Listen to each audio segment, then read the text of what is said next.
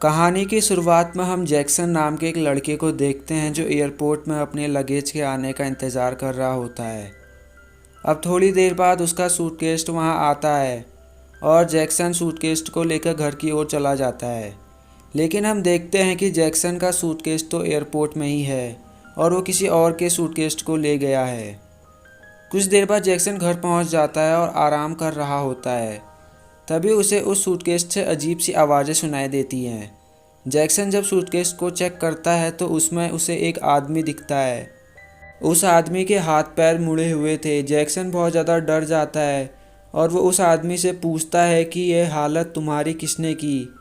वो आदमी बताता है कि मैंने एक आदमी को बहुत बुरा भला बोला था, जिस वजह से उसे बहुत गुस्सा आ गया और उसने मेरी ये हालत कर दी। अब वो आदमी जैक्सन से हेल्प मांगता है यहाँ से बाहर निकलने के लिए। वो कहता है कि तुम मेरी मदद कर दो, जिसके बाद मैं यहाँ से चले जाऊँगा। इसके बाद जैक्सन उसकी मदद के लिए तैयार हो जाता है और वह उस आदमी को वहाँ से बाहर निकालने लगता है। मगर उस आदमी को बहुत ज़्यादा दर्द हो रहा था। पर तभी उसके मुंह से एक सोने का सिक्का निकलता है।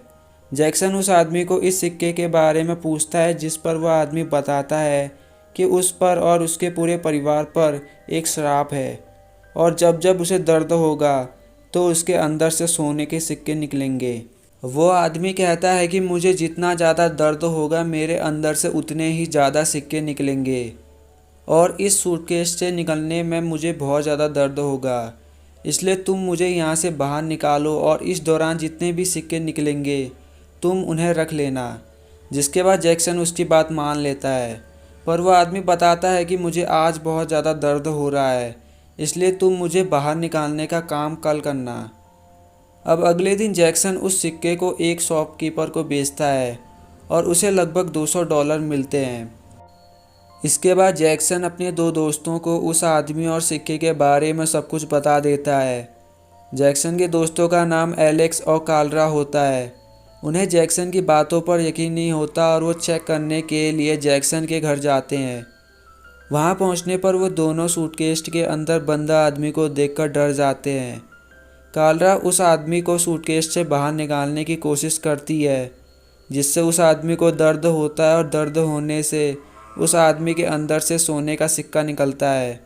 इस सिक्के को देखकर एलेक्स कहता है कि इससे हम बहुत जल्दी करोड़पति बन सकते हैं और अपने सारे शौक पूरे कर सकते हैं। फिर एलेक्स उस सूटकेस को सीढ़ियों से नीचे फेंक देता है और उस आदमी को बहुत ज़्यादा दर्द होता है, जिससे उसके मुंह से बहुत सारे सिक्के निकलते हैं। इन सिक्कों को देखकर इन तीनों को लालच आ जाता है और वो तीनों उस आदमी को हर दिन टॉर्चर करने लगते हैं, जिससे उस आदमी को बहुत ज़्यादा दर्द होता है और उन तीनों के पास बहुत जल्दी ही बहुत ज़्यादा सिक्के आ जाते हैं। लेकिन उनका लालच कम नहीं होता और वो उस आदमी को बिजली का शॉक देते हैं, जिस वजह से उस आदमी को बहुत ज़्यादा दर्द होता है और उसके मुंह से सिक्कों की बारिश होने लगती है। अब जैक्सन अपने दोस्तों को ये सब बंद करने के लिए कहता है, क्योंकि अगर उन्होंने इस आदमी को और ज़्यादा टॉर्चर किया तो वो मर जाएगा। मगर वो दोनों जैक्सन की बातें नहीं मानते। इसके बाद जैक्सन पुलिस को कॉल करने लगता है, पर तभी कालरा एक हथौड़े से जैक्सन के सर में मारती है और जैक्सन के सर से खून बहने लगता है। जैक्सन वहाँ से भागने की कोशिश करता है, मगर वो सीढ़ियों से नीचे गिर जाता है और वो बेहोश हो जाता है। इसके बाद कालरा एलेक्स से कहती है कि हम इस आदमी को एक्सट्रीम लेवल का शॉक देंगे और जितना ज़्यादा हो सके उतना ज़्यादा पैसा आज ही कमा लेंगे। पर तभी वो आदमी उनसे कहता है कि इस सूटकेस में रहने की बारी अब तुम्हारी है।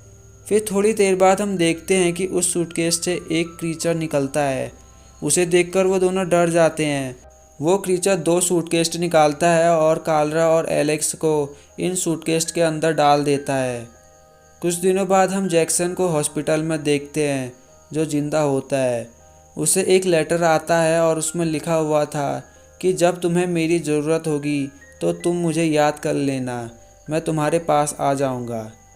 इसके बाद हम उस सूटकेस मैन को देखते हैं, जो कि बिल्कुल ठीक था। और उसके बाद 2 सूटकेस होते हैं, जिसमें एलेक्स और कालरा होते हैं। ये सूटकेस अब किसी और के पास जाएंगे और तब हमें दिखाया जाएगा कि उनका लालच कितना ज़्यादा बढ़ता है। और इसी के साथ एक कहानी यहीं पर ख़त्म हो जाती है।